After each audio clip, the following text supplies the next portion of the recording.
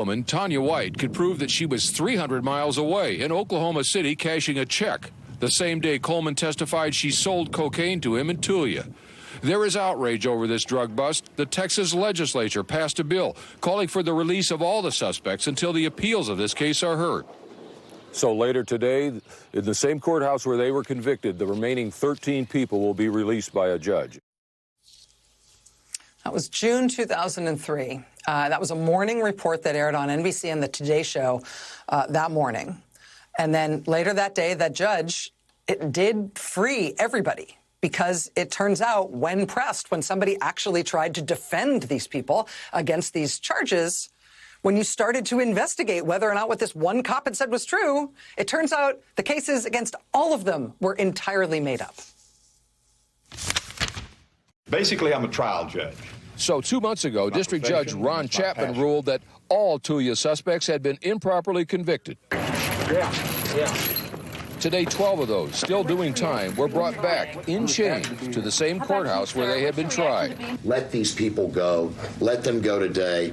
And Judge Chapman did release them on their own recognizance until their cases are decided on appeal. Meanwhile, Coleman has been indicted for aggravated perjury in another case. It was jubilation for them and their loved ones. Joe Moore was the first to be convicted, and he got 90 years. He was asked what he had lost from this experience. Just about my life.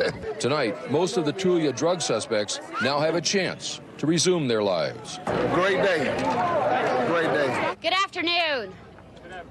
My name is Vanita Gupta. I'm an attorney with the NAACP Legal Defense Fund. Following a dramatic hearing at the Swisher County Courthouse today, retired District Judge Ron Chapman granted bail and ordered the immediate release of 13 individuals who were wrongfully convicted of drug charges in Tulia, Texas, and have been in prison for years since their arrests. Judge Chapman found Tom Coleman to be, quote, the most devious, non-responsive law enforcement witness this court has witnessed in 25 years on the bench in Texas. According to the court's findings, Coleman submitted false reports, misrepresented his investigative work, and misidentified various defendants during his investigation. In addition, testimony by Coleman and other law enforcement officials involved in the Tulia drug sting revealed Coleman's arrest on theft charges and abuse of official capacity while conducting the Tulia investigation. Did you catch that last bit?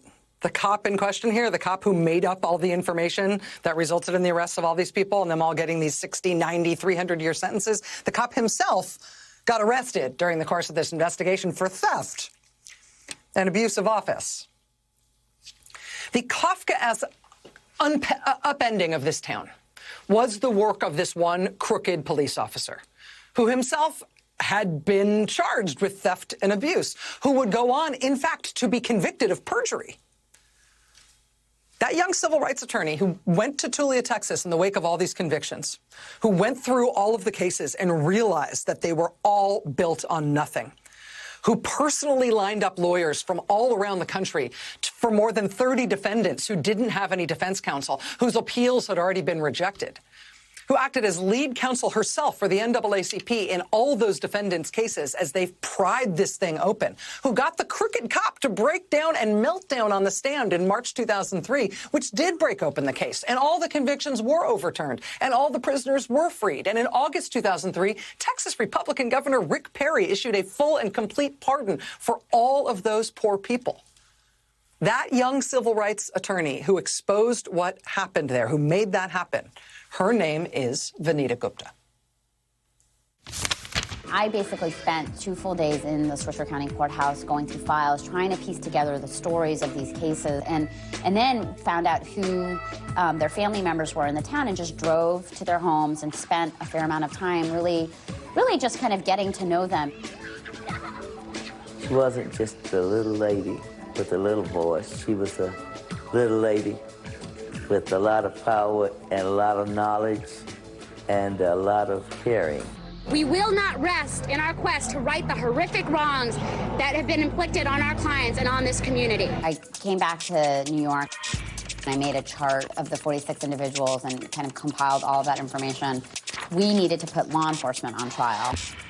I also realized that I was one attorney with 46 potential clients. So I mobilized the law firms in New York City and Washington, D.C. It's footage from one of several documentaries that has been made about this landmark miscarriage of justice and what it took to expose it and end it.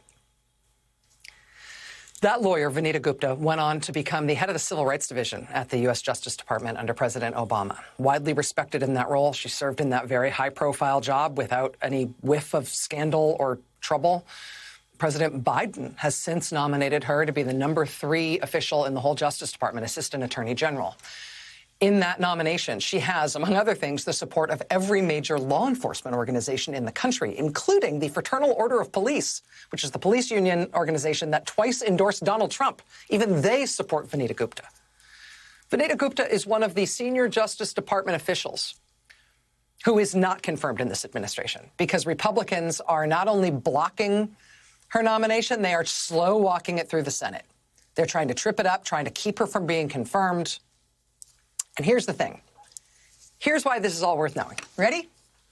Who do you think is the Republican senator who is leading the charge against Vanita Gupta and has stopped her from being confirmed thus far? So Merrick Garland doesn't have any of his top people there with him at the Justice Department. Vanita Gupta is going to be the #3 official of the Justice Department. She's not there yet. Why is that?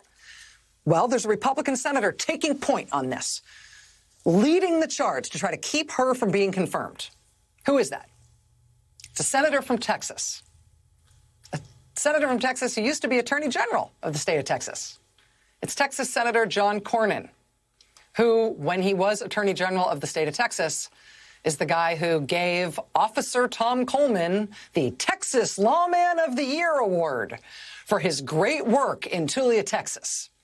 Before Vanita Gupta came in and exposed who that guy actually was, before he was convicted of perjury, before every single one of those cases was overturned because that guy made them all up. And they all got full pardons from Rick Perry because of the Kafkaesque nightmare and disaster that was that guy, who John Cornyn named Lawman of the Year.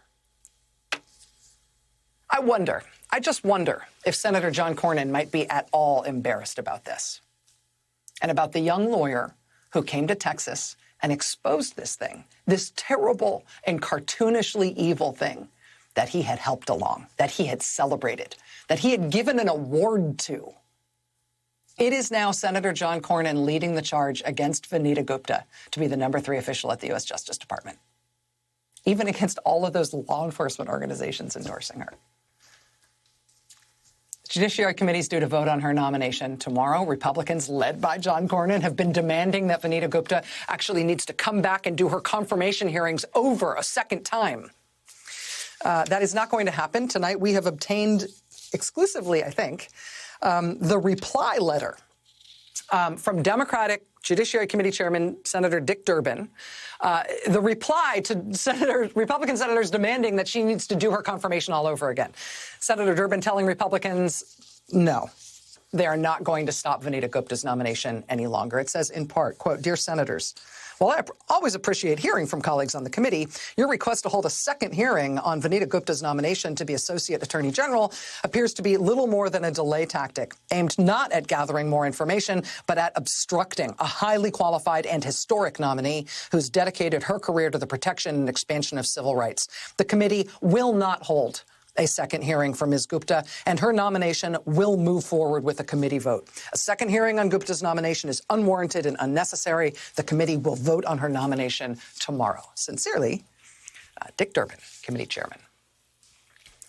Vanita Gupta is going to be confirmed by the Senate ultimately. She will be the #3 official at the U.S. Justice Department under Merrick Garland. And that is despite unified Republican opposition to her, led by the senator who she humiliated and exposed in Texas nearly 20 years ago for his enabling, encouraging, celebrating role in one of the worst, most racially explosive, astonishingly brazen law enforcement put-up jobs in the last generation. Senator Cornyn, I do not know if he's ashamed by his role in all that. I wonder if he ever tried to get the award back. But his effort to get revenge on the woman who had to come in and fix his mess, that effort will fail. She will win and he will lose again. God bless Texas.